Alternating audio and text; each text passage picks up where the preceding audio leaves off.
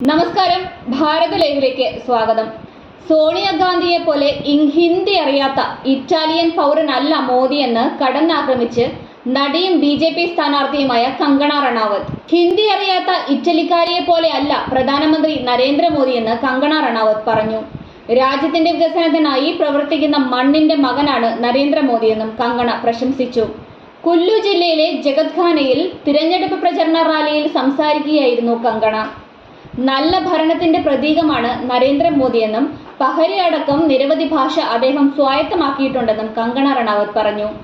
കോൺഗ്രസിന്റെ അഴിമതി കാരണം ഹിമാചൽ പ്രദേശിലെ ജനങ്ങൾ BJPയെ വിജയിപ്പിക്കാൻ മാനസികമായി തയ്യാറെടുത്തു കഴിഞ്ഞുവെന്നും കങ്കണ ആത്മവിശ്വാസം പ്രകടിപ്പിച്ചു. മാണ്ഡിയിലെ കോൺഗ്രസ് സ്ഥാനാർത്ഥി വിക്രമാദിത്യ സിംഗക്കെതിരെയും കങ്കണ രംഗത്തെത്തി. തുടർച്ചയായി 6 തവണ ഹിമാചൽ പ്രദേശ് മുഖ്യമന്ത്രിയായിരുന്ന വീർഭദ്ര സിംഗിന്റെ മകനാണ് മണ്ഡലത്തിൽ കങ്കണയുടെ എതിർ സ്ഥാനാർത്ഥി. സംസ്ഥാനത്ത് കാലങ്ങളായി കുടുംബാധിപത്യം നിലനിൽക്കുകയാണെന്ന് കങ്കണ ആരോപിച്ചു.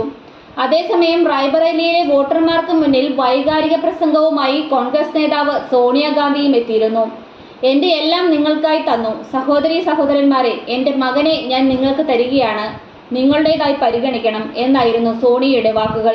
ഞങ്ങളുടെ കുടുംബത്തിന്റെ വേര് ഈ മണ്ണിൽ ആഴ്ന്നു കിടക്കുകയാണ്.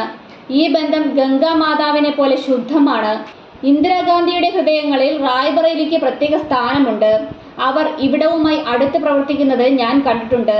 ഇന്ദിരാജിയും റായ്ബറേലിയിലെ ജനങ്ങളും എനിക്ക് പകർന്നു തന്ന അതേ പാഠമാണ് ഞാൻ രാഹുലിനും പ്രിയങ്കയ്ക്കും നൽകുന്നത്. രാജ്യത്തെ യുവാക്കൾ നരേന്ദ്രമോദിയെ പുറത്താക്കാൻ മാനസികമായി തയ്യാറെടുത്തു കഴിഞ്ഞുവെന്നാണ് രാഹുൽ ഗാന്ധി പറഞ്ഞത്. BJPയും RSSും ഇന്ത്യൻ ജനാധിപത്യം കീറിയെറിയുമെന്നും രാഹുൽ കടന്നാക്രമിച്ചു.